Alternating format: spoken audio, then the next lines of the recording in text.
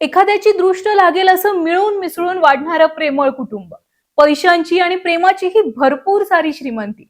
पण अचानक कुटुंबातल्या कर्त्या पुरुषाचं निधन होतं आणि मग सुरू होतो जमीन वाटपाचा असा खेळ, जिथं फक्त आपल्या हक्क आणि अधिकारांचीच नाही तर नात्यांचीही कसोटी लागते. या जमिनीच्या वादातून कित्येक घरामध्ये विष पेरलं गेलं, कित्येकांना कोर्टाच्या पायऱ्या झिजवाव्या लागल्या.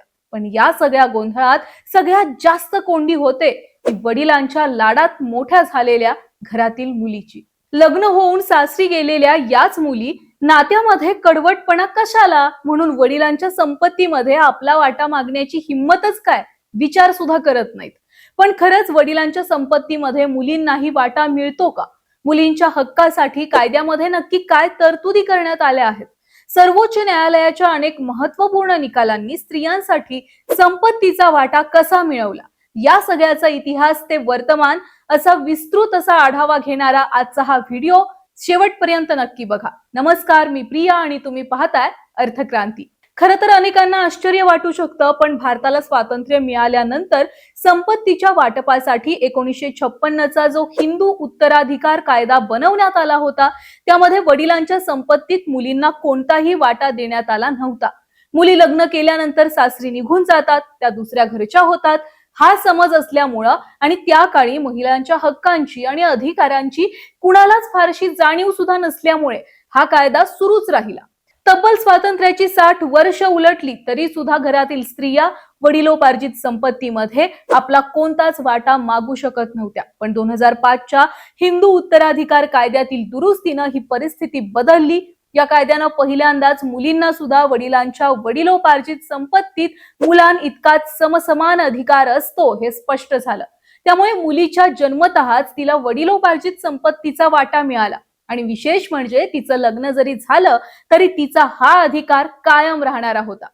वडिलोपार्जित म्हणजे परंपरागत चालत आलेली शेती, व्यवसाय अशा सगळ्या गोष्टींमध्ये मुलांइतका मुलींनाही समान अधिकार मिळाला. 2020 आणि 2022च्या सुप्रीम कोर्टाच्या ऐतिहासिक निकालांनी या कायद्यातील अनेक पळवाटा बाजूला सारल्या आणि वडिलोपार्जित संपत्तीवर दावा करताना मुलींना कोणतीच अडचण येऊ नये यासाठी अनेक निर्णय आणि आदेश दिले.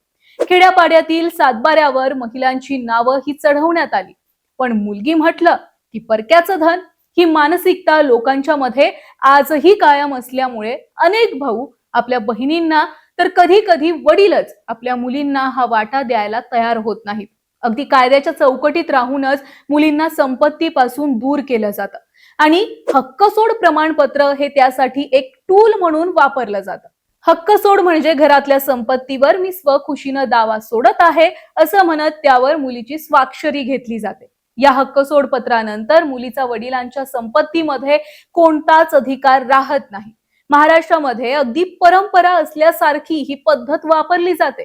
बहिणी स्वतः हक्कसोड पत्र देतात, त्यामुळे दुसरं कुणी त्यामध्ये आक्षेप घेऊ शकत नाही, कारण मुळात असंच केलं जातं हे त्यांच्यावर अगदी परंपरेनं बिंबवलं जातं.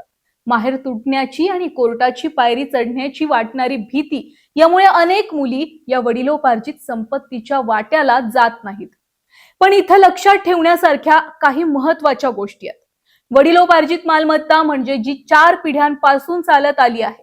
एखादी मालमत्ता पणजोबा, आजोबा, वडील यांच्याकडून मुलाला कोणत्याही नोंदणी किंवा विक्रीशिवाय मिळाली असेल तर त्याला वडिलोपार्जित मालमत्ता समजलं जातं.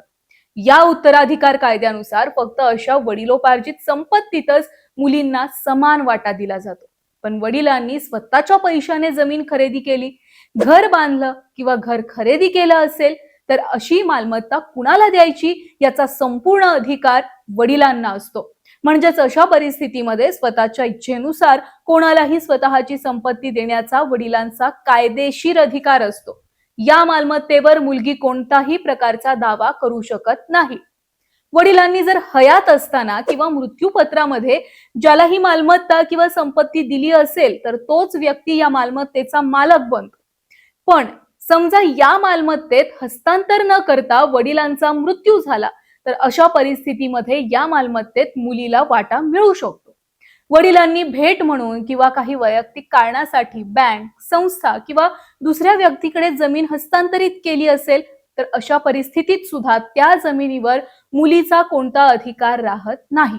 पण जेव्हा इतर वारस मुलीचा हक्क नाकारतात, जेव्हा मुलीला मालमत्तेतून बेदखल केलं जातं, जेव्हा मुलीच्या संमतीशिवाय मालमत्तेची विक्री, हस्तांतरण केलं जातं, तर त्यानंतर 12 वर्षांपर्यंत मुलीला आपल्या हिश्श्याचा वाटा मिळवता येतो. पण हा दावा कसा करायचा, तर त्याच्या सुद्धा काही सोप्या पायऱ्या आहेत, सांगते. पहिलं म्हणजे मुलीनं लेखी नोटिसीद्वारे आपल्या हिश्श्याची मागणी करावी. जर इतर वारसांनी हा हक्क मान्य करण्यास नकार दिला तरच कायदेशीर वादाचं कारण निर्माण होतं आणि त्यानंतर ती न्यायालयामध्ये दावा दाखल करू शकते. पण हे सगळं करण्याआधी कायद्याची गुंतागुंत समजून घेण्यासाठी एका चांगल्या वकिलांचा सल्ला घेणं कधी सुद्धा फायद्याचं ठरू शकतं.